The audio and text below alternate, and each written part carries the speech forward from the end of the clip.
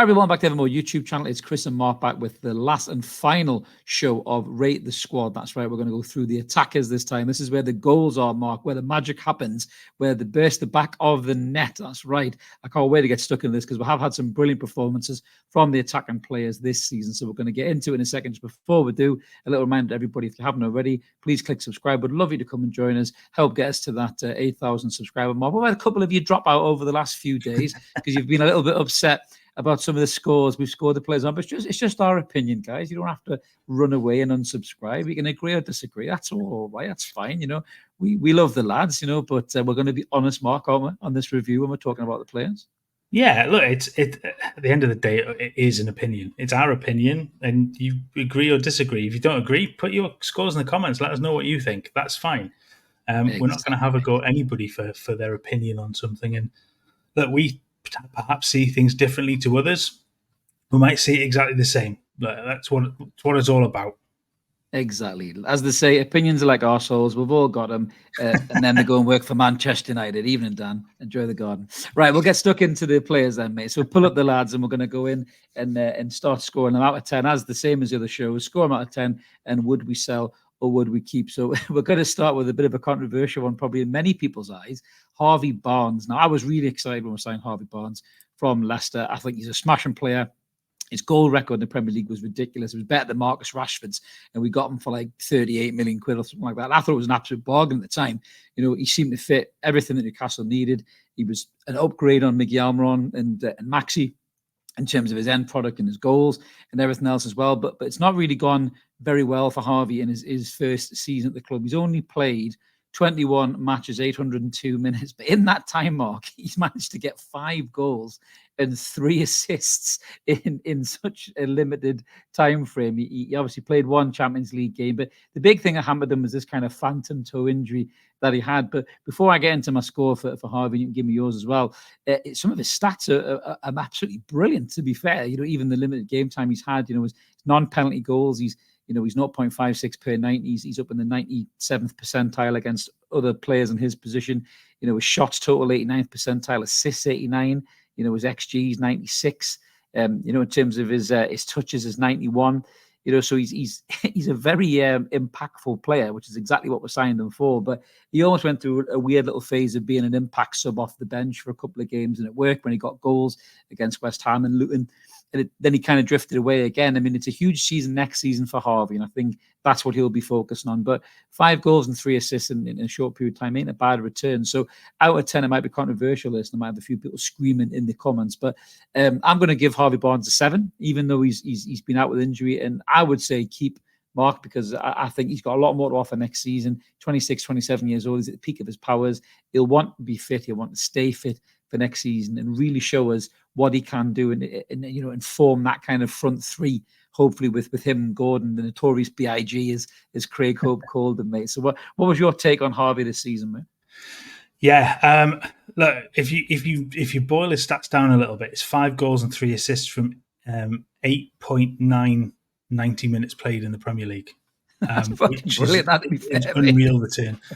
He's only played 9.6. It's 862 minutes overall this season, and he's got 8 goals in 862 minutes, which is phenomenal. If you drill that a little bit further, that's 0.56 goals per 90 minutes in the Premier League, which is his best return in his career. His goals plus assists return is 0.9, so he's very much bordering on a goal or an assist per game. Massively hampered by injury. The 30 games he's missed or 31 games he's missed this season with a toe injury and I think a hamstring injury that kept him out for a few games. But when he's played, there have been a couple of off games. I think the Blackburn game in the Cup were particular. He looked really short of fitness, and that's part of it. He had to find his way back to fitness and form, but he scores goals. It's not an argument there. He's got 5 this season in very little playing time. 13 last season for Leicester, 6 the season before, 9 the season before that. The guy scores goals. He creates chances. I think he's got 8 big chances created as well in those in that playing time too. So he's he's very much about production. There's something at the end of it for him, and I think he's been fantastic in the short amount of time that we've seen. And yeah, 7 would be, I think, as much as you could give him. His return probably would warrant it being higher. If you have that sort of goal return over 30 games, or that goal and assist ratio over 30 games, he's getting a 9 or a 10. But we just haven't seen him enough, unfortunately, because of the injury. But I think 7's fair. You could inch higher in terms of what he's done actually. But I think that would be a fair one. Keep, definitely. I have seen some fans on the social cesspit that is X, say that you should get rid after one season of him being injured. Ludicrous. He's not really missed an awful lot of time in his career. He had a period out in 2021 where he missed, I think, 16 games with a knee injury. But other than that, he's been pretty fully fit right the way through. The odd injury here or there, but only for a couple of games. That's it. Much like the rest of the Newcastle squad this season, they seem to have just developed injuries that have kept them out for periods of time when it's not normal. But look, I think he's been really good, and I think that the best is to come from Harvey Barnes as well, and alongside some of the others, I think he'll flourish. Yeah, we've seen some quality. I mean, that goal against West Ham, the hip swivel and the shot in the far corner. There's not many other players in our squad that can do that. To be honest with you, even some of the other lads alongside him, struggle to take those chances. I mean, it's a weird one with Harvey Barnes. I think I talked about this previously in the midfielder video, and when What's Going On, the last What's Going On in the season as well. I wonder, Mark, because I look at Harvey Barnes, and although the stats say, he's producing something, I think it's more goals than assists. I just wonder whether Harvey Barnes would benefit more from moving inside in almost a number 8 position rather than a winger, because I see him on the wing, and I don't really think he creates a great deal. I mean, he's had a few assists, since he's come in.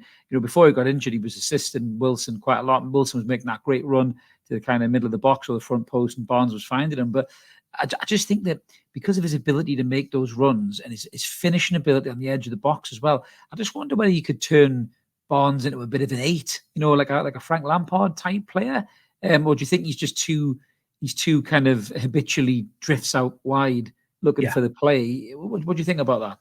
Do you know what? I've wanted to comment on this because I know you've said it a couple of times, and I've kind of waited for my opportunity to shoot you down. Now is your time. I'm going to do it. Strike me down. Go on. Yeah, he's a wide player. I don't think he has the passing ability to play through the middle. I don't think he has that. But get on the end of things, though, is what I'm saying. Getting on the end of things, making those runs. Very much. I get that point, but he's much better drifting in from wide. If you look at an awful lot of his goals across, look at his goal to start the season against Villa when he comes in from the left and he runs through.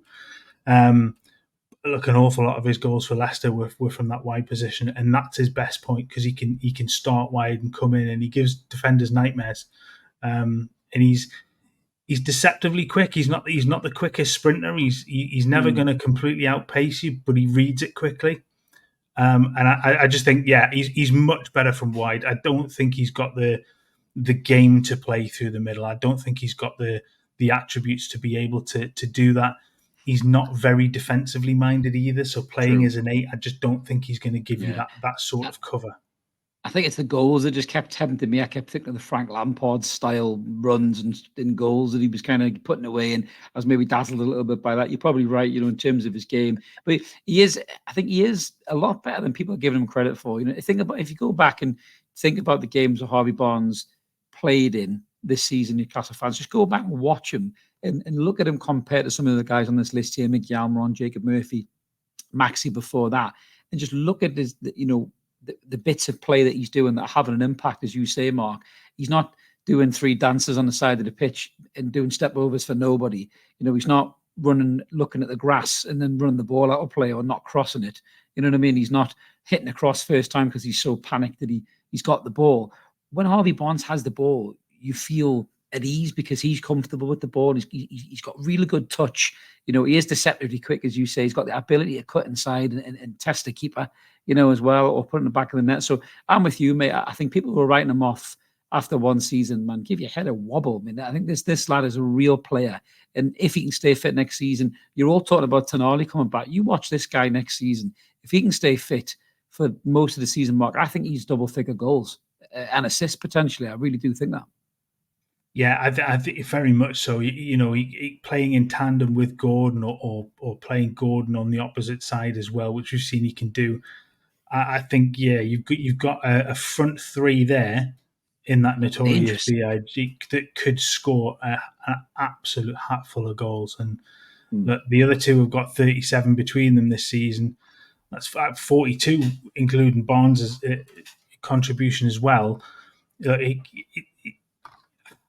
Yeah, a stumble on the words, but yeah, you can easily see him getting double figures in a side that's playing attractive attacking football. And if they continue to play the way that they've played this season with the amount of goals that they've scored, he'll be a huge part of that. Absolutely. And maybe with Tonali back in that midfield as well, it's another player that can find his runs. It's not just Bruno. Exactly. You know what I mean? So that could unlock Barnes as well. So yeah, Barnes is a 7. We both agree on that. Now moving on to the next guy. This is my first 10 I'm going to give of the squad review. So all them people who are upset and getting pissy in the comments, this guy, our number 10, is a 10 for me. And he's also my player of the season, Mark. What a season Anthony Gordon has had. 35 matches played in the Premier League, 11 goals, 10 assists. I mean, I don't know what else we can say about Anthony Gordon. You know, he's absolutely phenomenal. He really is. I don't even have to look at the stats to talk about how good this guy is. You know, Isak's getting all the the praise from a lot of people as well. But Anthony Gordon, it isn't just what he does on the ball; it's what he does off the ball. The way he harries after players and presses them, and makes them make mistakes, and he sets the tone. And off the pitch, we've spoke about how brilliant he's become as a young man as well. A great role model, some of the stuff he's done off the pitch. But as a player, he's probably first in the team sheet for Eddie Howe, I think, because he's so influential to the way that we play. All those Evertonians who were laughing, thinking that they ripped us off. Who's fucking laughing now, guys? You've got Dwight McNeil and we've got this kid. This kid is unbelievable. He's going to Euros this summer. I think he's going to have a brilliant tournament. I think he's going to make a splash in the Euros. I think he's going to impact games. He's so rapid. You've said the amount of times you text me in games and said, "Fuck me, he's rapid." He's so quick. If you have one criticism of him, I think sometimes he rushes the finish. Sometimes he gets a little bit, maybe a little bit kind of unsettled. Because he's so full of adrenaline and speed and pace and everything. When it comes to the finish, he can sometimes let himself down because the amount of chances he has, he should probably get more than the goals that he gets. But for me, he's been absolutely sensational. And for the age that he is, Mark, as well. I mean, Christ, we forget he's only 23 years old. The guy's got everything ahead of him. And what a player he is. A 10 out of 10 for me and 1,000,000% keep. And Evertonians, you can just fucking swivel on that. Thanks for selling us that kid for a bargain. What a player. It's looking more and more like a bargain, isn't it? With his return. Yes, he had a rough start. I think he took a while, and this is where I kind of came into talking about Tonali last time. It took a little bit of time for Gordon to get settled and to get used to it and to really hit the ground running. But my God, he's been phenomenal this season. Excellent, man. Double figures for goals and assists. He's it's a goal or assist 1 in 2 games. He's over his 48 games he's played in total this season. He's just been brilliant. He's looked absolutely shattered at times because he's just run himself into the ground. He will try. He won't come off, and he won't come off. and he's kind of the.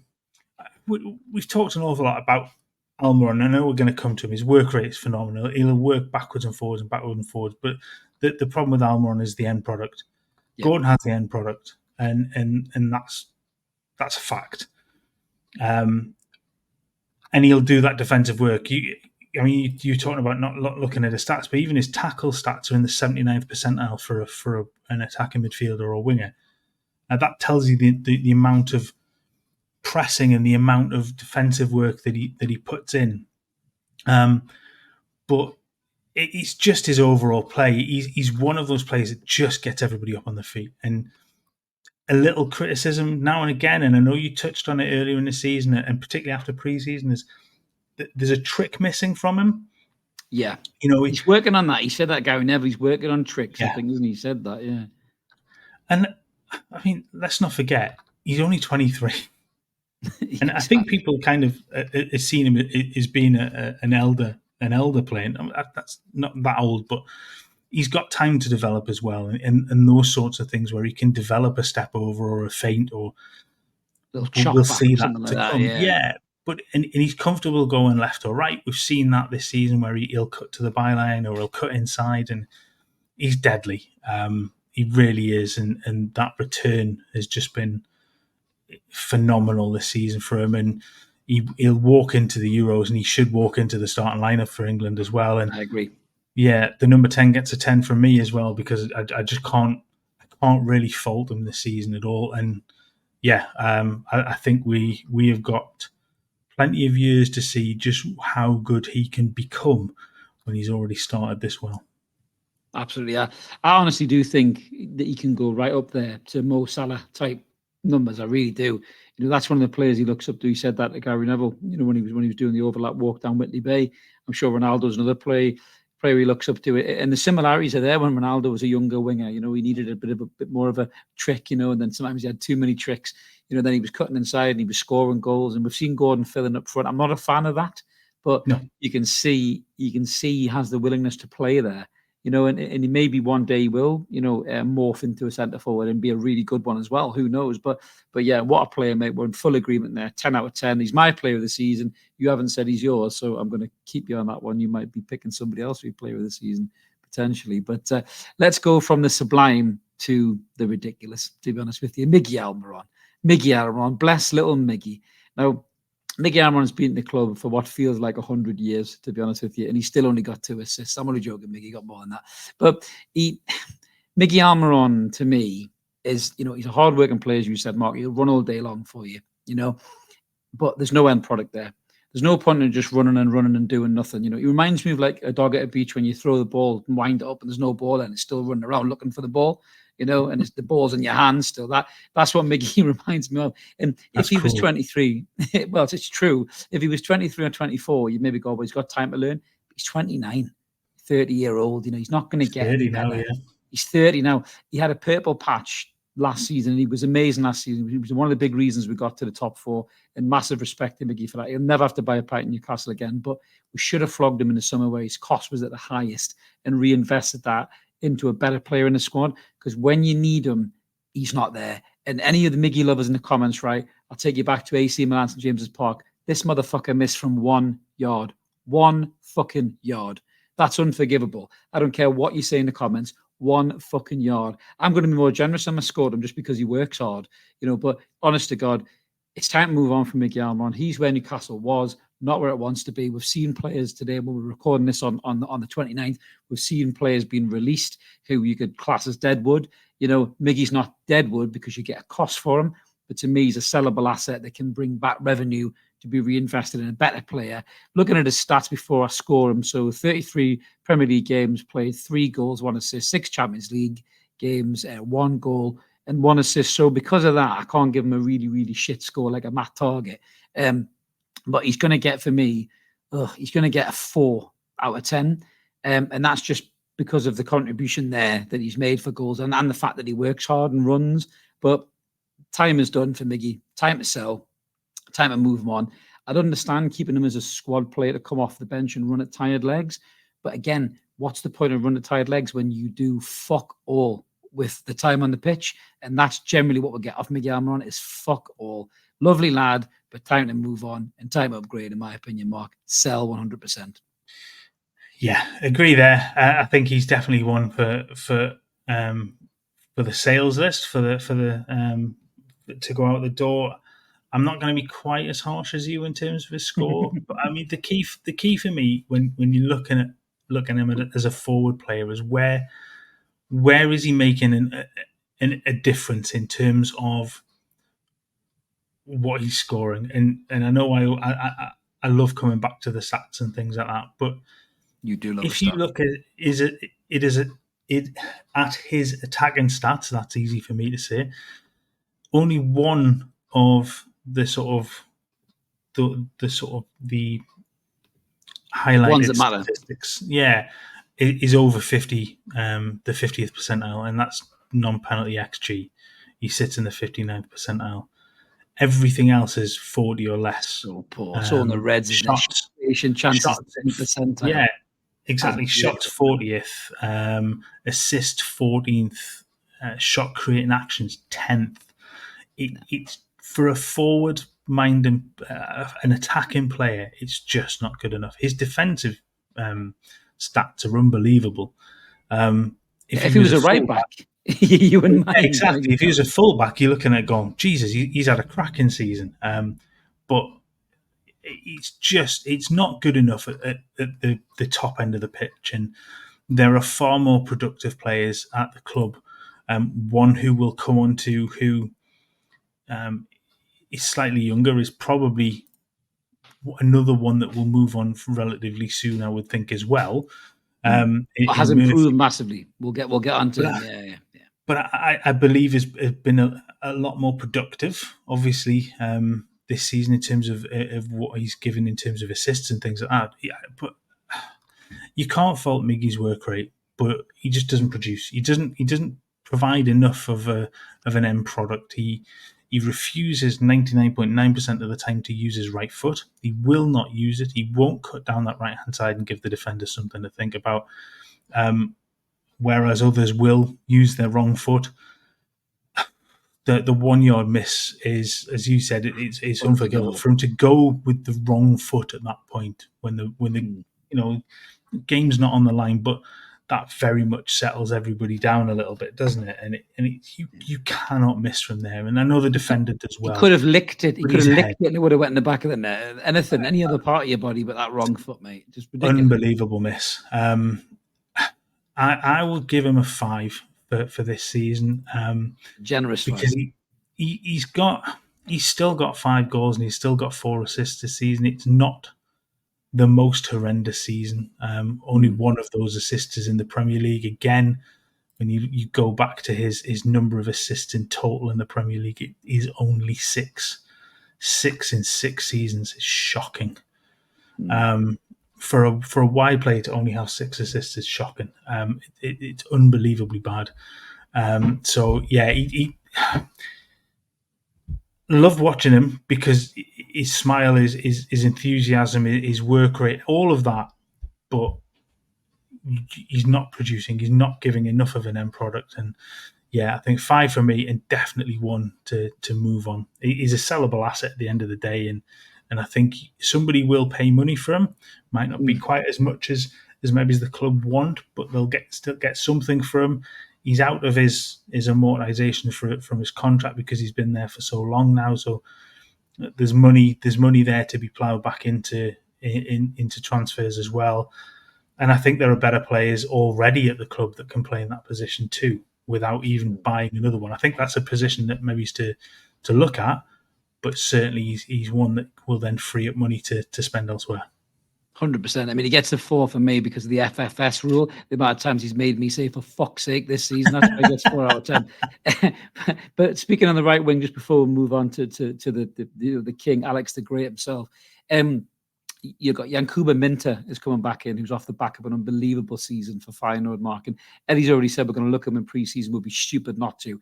From what I've seen of this kid, and I know it's there at Eredivisie, but from what I've seen of this kid, he just looks the real deal for me. And when we're talking about buying a right winger, I think that's a target area for the club. There's no secret about it. There's been so many names linked already. There'll be more names linked before the window closes. You got Murphy, who can play there. Obviously, can play fullback as well. We'll get onto him in a minute. But if Minter comes in and impresses, he's got to be in the squad, isn't he, in that right-hand side? And again, that's another reason for Miggy to go. You've got a 19-year-old lad coming in who's got a much higher ceiling, and you can reinvest that money maybe in that number one right-wing replacement. And let's just say, for example, it is someone like Pedro Neto. You can rotate him with this young lad and give Neto time to rest because of his injury problems and stuff like that as well. That could be something the club's looking at. Yeah, funny enough, I had a sort of conversation about Minter earlier on. I mean, there's a hell of a difference between the Eredivisie and Premier League, and I Yeah, of think course. it's an almighty step for him to take when, he's had a season there. He's played in the Champions League. He's got experience of that. 10 goals and 5 assists in 27 games in the Eredivisie this season is brilliant. If you go back where he was at, obviously the season before, was his really first season, was 4 goals and 4 assists in 17 games for Odense. Again, the lad's got end product. He Pace to burn as well. Yeah, and I think he will step up, and I think he'll need that time. I know that there's the talk about him being moved out on loan again for next season.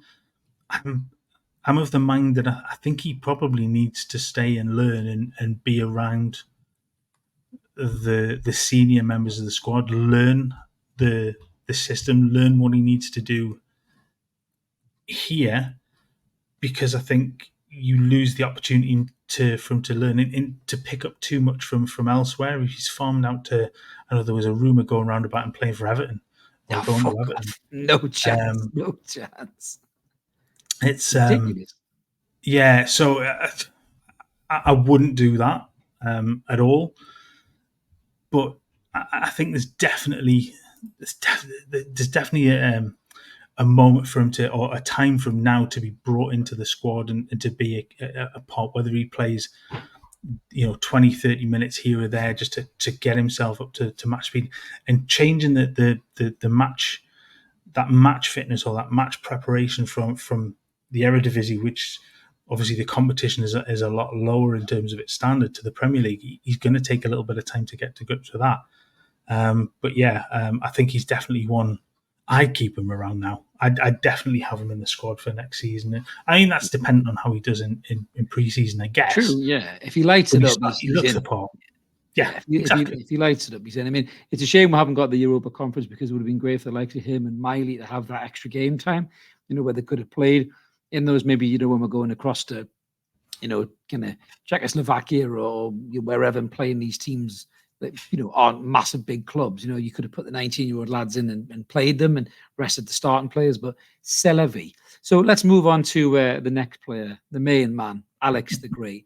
What a striker this lad is. My God, what a season he's had. I mean, I heard this said before about Callum Wilson when he was banging in the goals. He's the best we've had since Shearer, but Alexander Isak really is the best we've had since Shearer. Wilson may have had that tag beforehand, but injuries have hampered Callum yet again. We'll get into him in a minute. But Alexander Isak, I'm going to let you talk about his goals to game ratio in a minute, Mark. But Alexander Isak this season, 30 matches played in the Premier League, 21 goals, 2 assists.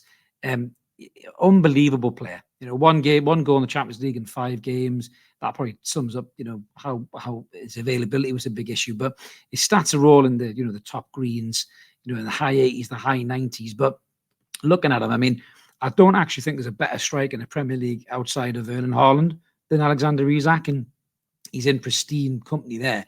And yet Haaland's a machine. He really is. He just gets goals. He wakes up in the morning, has a bowl full of goals and a glass of goals, and gets in his car and fucking, high fives goals all the way to training and scores loads of goals. That's Erling Haaland. Every day is goals.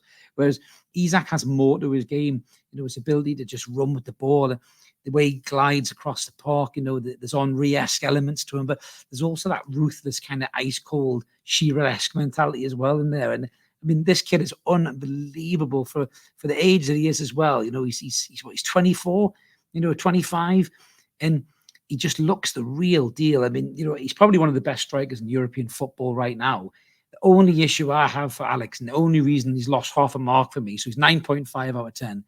Some people might be screaming at me in the comments, but I've had to take half a mark off because, once again, those niggly little injuries, and when the niggly little injuries come, and he misses games and he comes back and he takes time to get back to that optimum level. Once he's there, he's fucking unbelievable. But the drop off is so stark from prime Isak, just running at everybody, to Isak slowly getting back.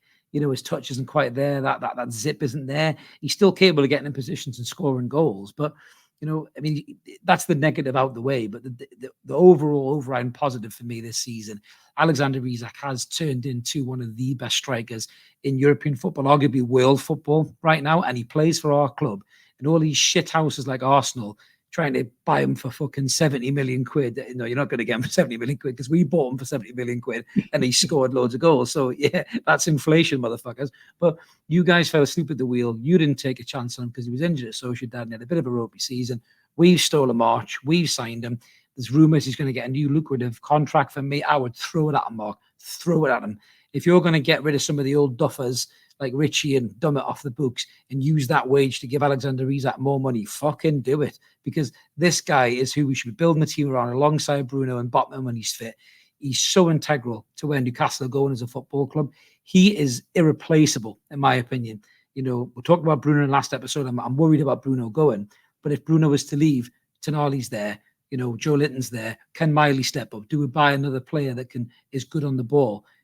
If Isak goes, we'd have to drop 200 million quid to buy a replacement for him. So, 9.5 out of 10 for me and 100,000,000% keep. What's your take on Alex the Great, mate? Yeah, I think you've been a bit harsh, to be honest with you. I'd probably give him a 10. The goal record sort of speaks for itself. 25 goals overall in 40 games this season. He's got a goals return per 90 minutes of 0.76. I think his overall in the Premier League is a goal every 108 minutes, which is only bettered by Erling Haaland. And just remember who Erling Haaland plays for and the players that he's got playing around who's him. Passing him the ball. Yeah, exactly. Exactly. And Erling Haaland can't play football. Roy Keane said he was like a League Two player, didn't he? And he really... His football and IQ at the moment is so through the floor. And it's weird because if you go back a couple of seasons at Dortmund, he was brilliant. He ran with the ball well. He linked up well. His awareness of what was around him was really, really good. His passing was better. It seems to have completely fallen off. Is that not because he's playing with better players on the ball than he is, like Foden and Rodri and guys like that? I think he's just being asked to do an awful lot less. I think I guess in Isak's sort of way, you want him more involved because he's so good. He's so good at being able to pull left. And you talk to the Henry-esque sort of thing when he pulls left. I just go back to the Everton game last season. That run was unbelievable. It was Michael Keane, wasn't it? That's still spinning around looking for him. Yeah. In the WhatsApp group, I got skinned by Alexander Isak. Exactly. They're all getting there, growing members. So yeah, I think 10 from me. I just think his return has been unbelievable this season. His overall for Newcastle, he's got 31 goals in 52 games. That's amazing. That's incredible. 31 goals, but he's only started 44 of those games, and he's played 42. It's 3,777 minutes in the Premier League, which equates to 42 90s played. So in effect, he's got 31 and 42. Yeah. It just the stats just keep going up and up for him, and he's just brilliant. And I think technically he's the best striker in the league. I don't think overall, you can argue that one. Yeah, I think Haaland's a better goal scorer at the moment. Certainly, he will score you more goals, but you've got to look at the chances that he's had created for him. But I think Isak's the best forward in the league. I think so. I'd agree with that. By some distance. I'd agree with that 100%. I think he's absolutely brilliant. I wouldn't sell him. Yeah, sorry, Arsenal fans. Well, on that subject, sorry, just before you go, there was a thing that popped up from one of the Arsenal news pages earlier on that just read, Newcastle won't give us Isak. Well, obviously. All right, Veruca Salt. Do you know what I mean? Daddy won't buy you a pony. No, you can't have him unless they're willing to pay extortionate amounts of money. He's not going to go anywhere. And you're right. I'm talking about the contract. I think it's just give him a new deal as quickly as possible.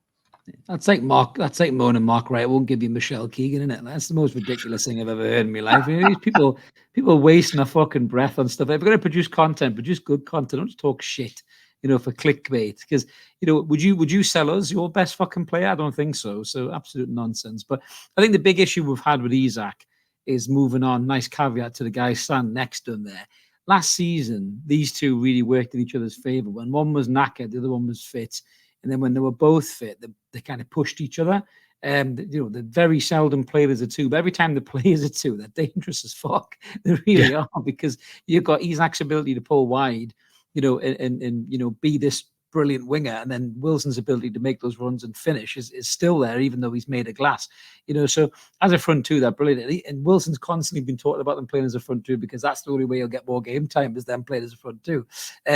But this has been a big problem, I think, for Alexander Isak. And the numbers he's posted there are fucking ridiculous, but they could have been higher had he had somebody else to step in and lighten the load for him, give him time to get back to his full optimum fitness, give him time to rest in games, because when you needed somebody to come in, Wilson wasn't available. Looking at Callum's, stats this season, and again, 20 Premier League matches, 991 minutes, still got 9 goals and 1 assist, 4 Champions League games, 239 minutes, no goals and no assists. So, I mean, get the obvious out of the way first. Callum Wilson still knows where the onion bag is. Simple as that. He's still a good goal scorer. It's as simple as that.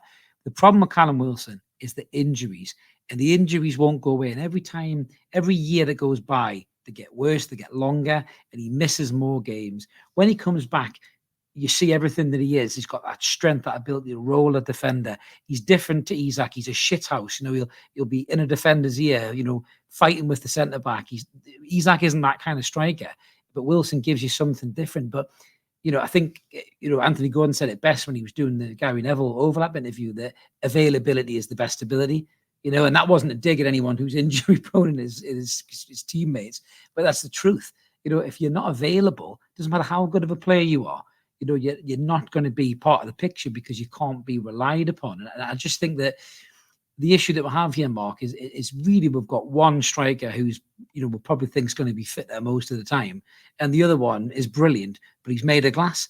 And when he goes down injured now, you're expecting it to be 6, 7, 8, 12 weeks out. And we can't, as a squad, where we're trying to go as a football club, if top 4 is the goal next season, which I think it is, we cannot rely on Callum Wilson to be that backup striker when Isak isn't available, because he's always getting injured. I still think Callum could do a job for somebody, even in European football. I don't think he needs to go off to Saudi or America. Yeah, I think he's still got that ability. You look at Loftus-Cheek, who's got AC Milan. He's reinvigorated himself after being a China doll in the Premier League. I think Wilson could do the same thing in maybe a slower paced league like Serie A or something like that. But for me, even though he's had a great goal return, I'm probably going to give him, because of the goal return out of the matches that he's played, I'm probably going to give him a 7.5. But I would definitely sell him, because like Miggy, he's a sellable asset. You can get a fee for him, reinvest it back into the squad, and we can have a striker who maybe is a bit younger, maybe isn't expecting to have loads of game time, as you've said numerous times on the channel, Mark, but he's available, and he can give us a different option to Isak, and he can lighten the load for Isak and help him be more sustainable through a season by having somebody who can come in and play and, come on after the 60th, 70th minute mark and let Isak have a rest, rather than playing to the 90 and doing his hamstring or his knee or something like that. So for me, Wilson, 7.5 out of 10, just for the goals alone, but I would sell him, mate. What's your take on the handsome bastard that is Callum Wilson? I mean, again, you just can't argue with his goal return. He just shows that he knows exactly where the goal is. That's never been a doubt. His goal record for Newcastle is brilliant. Again, looking at his goals per minute and things like that, you're not going to find too many better. He's played 108 games for Newcastle. He's got 48 goals. Of that, he's only he's started 78 of those, so 48 in 78 starts. If you look at it like that, the number of minutes, it equates to just over 90 minutes played. So it's over a goal every 2 games. Again, it's just, there's no denying his ability to score goals. There's no denying that at all. Again, you're right. It comes down to injury record. And when you've missed, 28 games this season, he missed, I think, 9 or so last season, which wasn't too bad for him. But the season before that, he missed 30. The season before that, he missed 18 or 19 games. You just can't rely on him, and that's been the same throughout his career. He's he's only really available for about 60% of the games. That's probably lower now because of the amount of time that he's missed this season.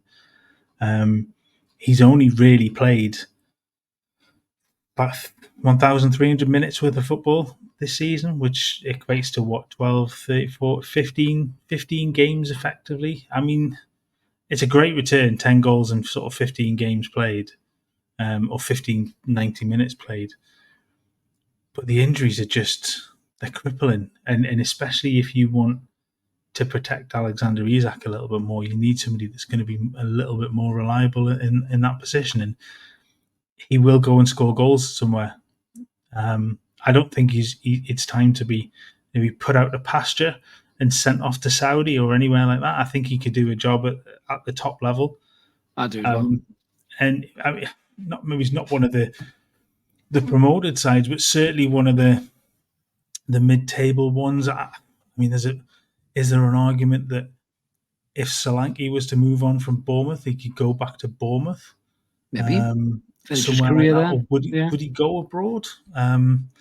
I think he would. I think he'd go to Spain or Italy. I think he would do that.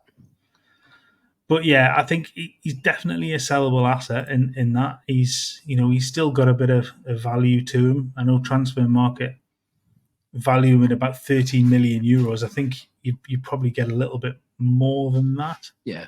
Although 15 million quid, I reckon you'll get from him possibly. He's out of contract the end of next season, so that's to bear in mind. He's only got 1 year left. So yeah, you want him to stay. You want him to stay fit. If he could stay fit, he's a no-brainer to keep, but he can't stay fit, mate. You wouldn't even entertain selling him. Not at all. But no. I think the injuries are the only argument then is then who comes in, because you have to go up and sign. Got to get a striker at that point. You have to. And then spend money on a striker too, and it costs money. Exactly, and if is the risk of a dud coming in, because you're not going to sign somebody that's at in Isak level. You're not going to go and drop another 70, 80 million on a striker, because you then run the risk of two getting in the way of each other. And if you're consistent in playing that one striker, I don't think you drop that level. The next level down, 40, 50 maybe. Yeah, on that point, Dominic Calvert-Lewin, 25 million, good business or bad business? 3 years younger than Callum, is he? 4 years younger than Callum? Still had his injury problems, though. And that's the problem. And when you start to look at his injury record as well, he's missed an awful lot. I tell you, he hasn't missed as much this season. He's just not been as productive. I'm not keen on a Calvert-Lewin signing, I must admit. I think it sounds daft at 27, but I think his better days are gone. I think he's regressed as a player. And I know Eddie's got this wonderful magic wand ability of getting players, back up here. Look what he's done with Joe Linton, Shaw Longstaff, Miguel Almirón. If you can get Dominic Calvert-Lewin back to even 3/4 of the player he once was, then we've got a great player on my hands. But it's a huge gamble for me. Huge gamble. I think that the one thing for me with Calvert-Lewin is he's 27. Is he going to get any better than he is now? The answer is probably no. Probably not. When was the last time he scored double figures in the Premier League? It's 2020, 2021. He had 2 seasons where he hit double figures. Now, I know the last season and the season before it was as an argument for it because he had so little game time, and that's where the injury worries come in. But he's played 32 games this season and he's only scored 7 goals. I know he's been playing for a shocking Everton side. Yeah. But his overall record is not a good one. 213 games in the Premier League and only 54 goals. 1 in 4. That's not good enough. No. For a striker. Not to replace what Wilson does. What Wilson does is score goals. Yeah, when he's fit. Absolutely right. And if you're aiming for top 4, if you're aiming to get back to the Champions League, is Dominic Calvert-Lewin going to score 1 and 2 or above? No. The way that Isak or Wilson do? No. At that rate, I'd keep the money. I'd keep Wilson. Of the two of them, there's no brainer. Get a young striker, someone who can play wide or up front, and get them to learn off the pair of them. That would make more sense. Some of the Championship or something like that, maybe. Yeah, potentially doing something like that. Or, I mean, we've talked kind of at length really about Benjamin Sesko. If you could bring Sesko in and play him as the other one to take over from Isak or to play alongside Isak, or I think he's not ready made yet. He's just about there, and will score goals. I think at a better clip than Calvert-Lewin. You almost want a player a bit like Højlund, but not get your pants pulled down on the price over it, because Højlund was massively overpriced when he went to Man United. There's a player in there. We saw it when he scored that goal against us. There is a player in there, but he's the perfect kind of template of a player that we should be going after. A young player who's got ability, it's raw, but he can learn off what Isak does. He can watch Isak's movements. He could watch the way Wilson backs into defenders. And you could think, right, he's the third choice striker. He's going to have game time because Wilson will be injured, probably that's guaranteed. But he'll play in games, he'll play in cup games, he'll come off the bench, when we need to change up a little bit or whatever, give Isak a rest. A player like that is a perfect template for Newcastle to be looking out there in that big scout network that they have. And hopefully we are doing that. But I think if Wilson does go to bring that revenue in, you almost need two strikers, Mark, I think. Yeah. Because you can't just have one centre forward. And I don't like Gordon playing up front. I don't like that as a cover. I hate that excuse. Yeah, I mean, he can cover there at times, but I don't want to see him there. He's much more productive playing wide. Yeah. If he didn't have the history with what went on before, somebody like Ekitike, 21 years old. Yeah, absolutely. It would be a great sign. Yeah, perfect. He's got a goal. Ability. He's raw. A goal in 2 this season for when he's been on loan at Frankfurt. 4 goals in 90 minutes played. He's played in 14 games, but his minutes have been limited there. You go back to his sort of proper season at Reims. He got 10 goals in 24 games. 3 in 25 for PSG in his first season there. It was really 3 in 12. For a 19, 20-year-old isn't so bad. He's still learning. There's an awful lot of his game that I like. It comes back to you going back to what happened before, and that sticks in a lot of people's core about the way that I think it would be a hard road back from. Yeah, but he would be an ideal sort of young player to come in and sit behind. And can you imagine the learning you get from Isak as well, especially because they've got that similarity in movement. They like to drift left. They like to go into that position. Henry-esque. We talked about that when we talked about Ekitike before. There's an awful lot of Henry about him in his movement. Might not be that finished product. He's a long way from that. But there's an awful lot to like about his play. So yeah, I don't think that one would go anywhere near. But it's that kind of player I think that Newcastle maybe should be looking at. Somebody that's 19, 20, 21, in that age range that can come in and learn and sit behind Isak and complement him or play alongside him or take over for him at times. I just think that's the way that you should be looking at it. Well, just before we let the juice loose for the last but no means least score, just remind me, Callum Wilson out of 10, sell or keep? Remind me your score. I don't think I gave one. I think I would give him a 7. Do you know what? I think 7's really harsh. I think I give him a 7 just because he can't stay fit. It's harsh because his return when he's on the field is again, it's probably a 9. But just in terms of his ability to stay fit, I'd say 7. Sell only if you're going to buy in somebody who can be more available. It's kind of sit on the fence. I'd keep him if there's no. I know exactly. It's keep him if there's no other options available, and you're not going to get anybody that's in a similar vein. It's difficult to kind of replicate his goal return, but at least you're going to have somebody that's heading towards that. But if you can bring somebody in that's going to head that's 10 years younger at least, I think you take the money on him and you wish him well and send him on his way, because just the number of games that he's missed is the key for me at that point. Absolutely, yeah. It will be an interesting one. I do think Callum probably wants to go because he knows he's not the main man anymore. He's maybe got one big move left And that's probably what him and his agent will be looking to do in the summer, I think. So finishing up with the juicy one himself, Jacob Murphy. I mean, if we were scoring this lad out of personality and banter, I think you would get 11 out of 10, to be honest with you, because he just seems to be the joker of the pack. You know, he's always smiling. He's always beaming ear to ear. You know, you see the videos that they do on the socials, and he just seems like a proper crack of a lad. He just seems like a really, really sound lad. But he's always been a player that has wound me up, and you know, a lot of other fans up, just for his kind of lack of ability, his hesitancy, and everything else. But I'll be honest with you, I'm going to give him some praise this season, because I think we've definitely seen some improvements in Jacob Murphy's performances this season. So 21 matches played in the Premier League, 3 goals, 7 assists, 3 in the Champions League, no goals, 1 assist. Again, looking at some of his stats have massively improved from where they were in seasons gone. So he's in the 99th percentile for assists. He's got 0.56 per 90 minutes. So his expected goals at 0.35. So his expected assists and goals, assisted goals, is 0.35. So he's in the 96th percentile. Defensively as well, he's mucked in, tackles 70th percentile, blocks 82, clearances 96 as well. Pass completion is quite far down.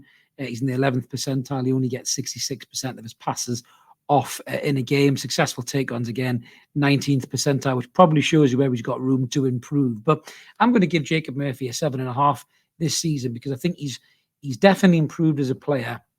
I think where you would say 10 out of 10 games he would have a big chance and fluff it, or he'd hit the post, or he'd make the wrong decision.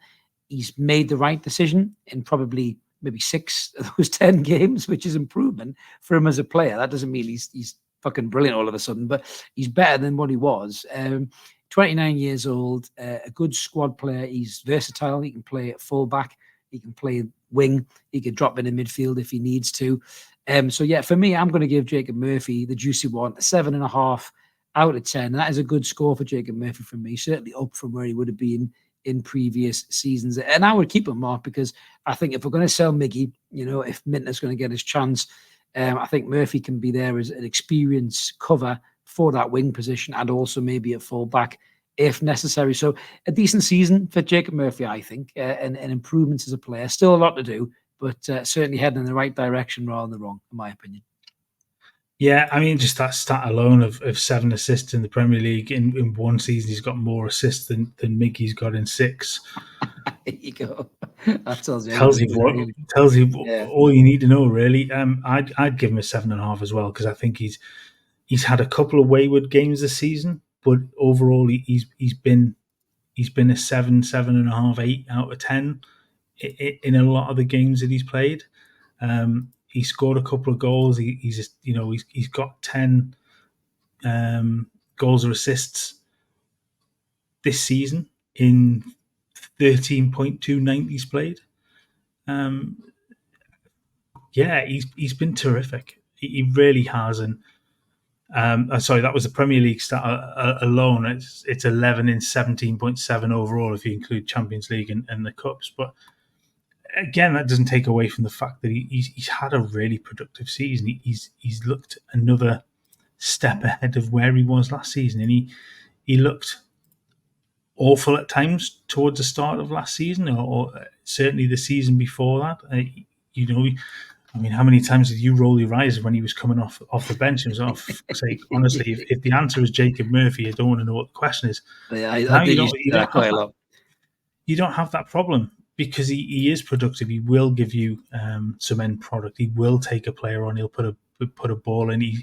His passing, although his percentage is quite low, those through balls that he's played this season, he's played a number of them that have been absolutely on point. And he's a good worker as well. And you touched on his sort of defensive stats before.